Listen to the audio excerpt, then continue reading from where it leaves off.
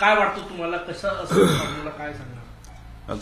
आता आज बहुतेक तिन्ही नेते गेले आहेत मुंबईवरून दिल्लीला आणि त्या दृष्टिकोनातून लवकरच लोकसभेच्या उमेदवारांच्या यादी बहुतेक आज रात्रीपर्यंत जाहीर होईल किंवा उद्या सकाळपर्यंत। आणि जे काय आहे मला स्वतःला अपेक्षा धरायला हरकत नाही की आम्हाला मिळाला पाहिजे अशा प्रकारचा आमचाही आज सुद्धा प्रयत्न आहे। आणि त्या दृष्टिकोनातून जे काही निर्णय होईल महायुतीचा त्या निर्णयाप्रमाणे आपल्याला महायुतीचा उमेदवाराला निवडून आणणे हा गरजेचा आहे। कसं असेल फॉर्म्युला काय वाटतं मला? की जागा काही 4-5 जागांवरून वाद सुरू आहे। नाही, वाद असला तरी हे तिघे नेते श्रेष्ठींसोबत बसून त्याच्यामध्ये मार्ग कसा काढायचा, काय करायचं आणि त्या अमृत नोनी आर्थो प्लस ये एक प्रूवन फॉर्मूला है। इसमें मौजूद नोनी फल के गुण और आयुर्वेदिक जड़ी बूटियां शरीर को जरूरी पोषक तत्व देने के साथ साथ हड्डियों और जोड़ों के घिसने, उनमें होने वाले सूजन और दर्द को रोकने में मदद करता है। दर्द मुक्त जीवन के लिए अमृत नोनी आर्थो प्लस दृष्टिकोनातून योग्य मार्ग निघेल असं, सन्मानाचा मार्ग निघेल असं मला तरी वाटते। निलेश लंके पुन्हा पवार साहेबांकडे गेले।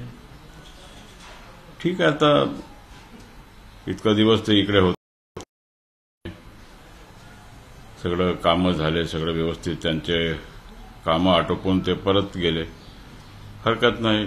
जाणारे जातात, येणारे येतात, एक गेला 5 आमच्याकडे येतील असं मला तरी वाटते। भास्कर जाधव देखील पक्षांतर करणार असल्याची चर्चा जोरदार सुरू आहे। भास्कर जाधव ते शिवसेने आपला उद्धव बाळ ठाकरे या गटाचे आहेत। ते त्यांचा काय करणार ते त्यांच्या पक्षाचा त्यांनी ठरवायचं, ते काय करतील, परंतु त्याच्याबद्दल मी काय प्रतिक्रिया देणं चुकीचं होईल। ते मूळ राष्ट्रवादीचे होते, प्रदेशाध्यक्ष होते राष्ट्रवादीचे, जर आले तर दादा गटात तुम्ही स्वागत करणार का त्यांचं? नाही, आमच्याकडे जे येतील त्यांचं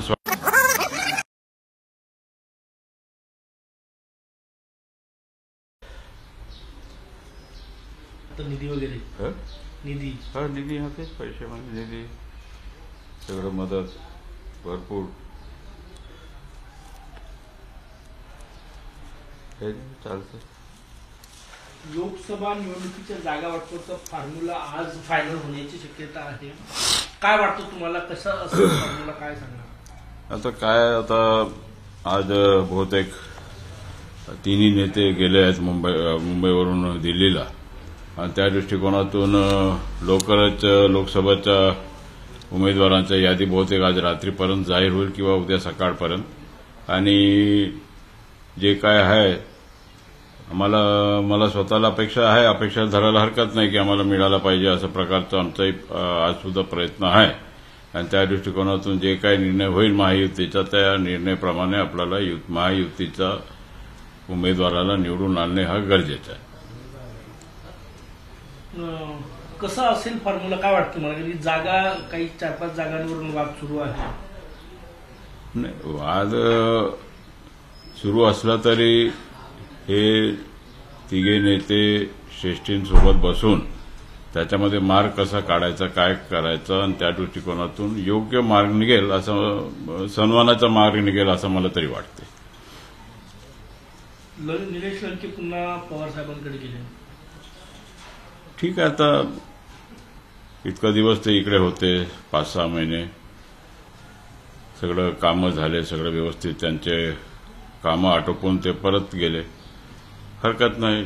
जाणारे जातात, येणारे येतात, एक गेला 5 आमच्याकडे येतील असं मला तरी वाटते।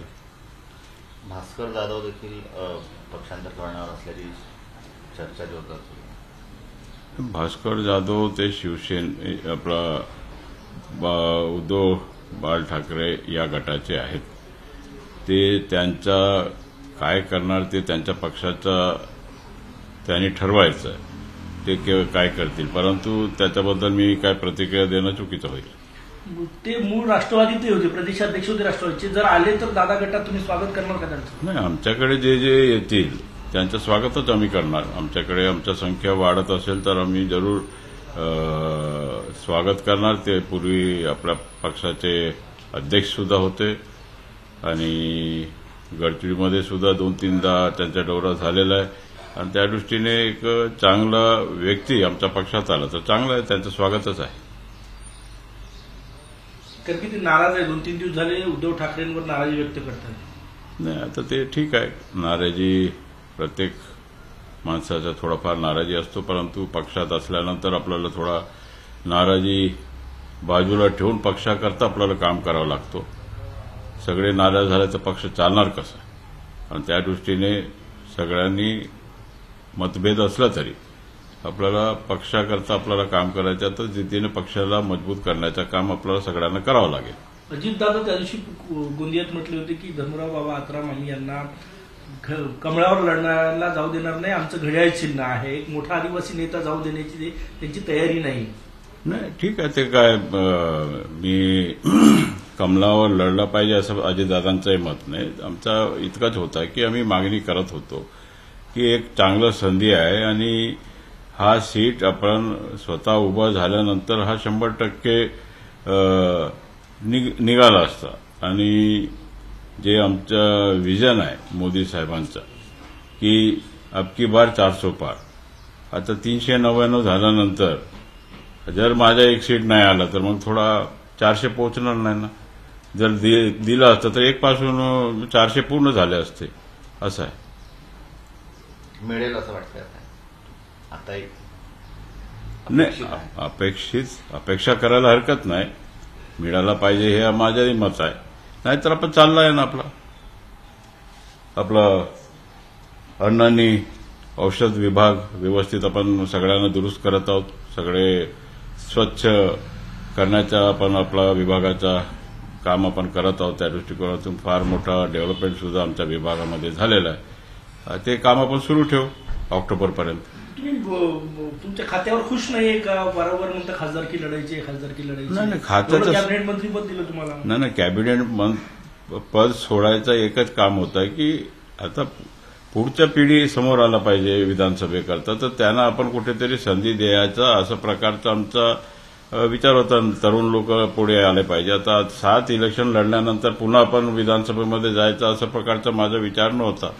आणि त्या दृष्टिकोनातून लोकसभामध्ये उभा व्हावा आणि जे काही आपले प्रश्न गडचिरोलीचे असेल या विदर्भाचे प्रश्न आहेत त्याला आपल्याला उठाव करून आपल्याला मार्ग लावता येईल हाच माझा प्रयत्न होता.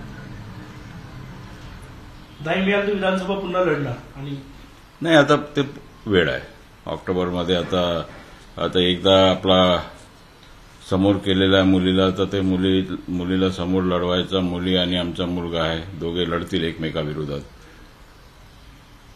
मुलगा म्हणजे माझी मंत्री, तोही मुलगाही आहे ना माझ्या भावाचा मुलगा माझ्या मुलगाच आहे. ते आणि बहीण, दोघे भाऊ बहीण लढतील. जसं आता दादा आणि सुप्रिया सुळे लढत आहेत त्याच प्रकारे आमचं माजी मंत्री आणि भावी मंत्री हे लढतील दोघे.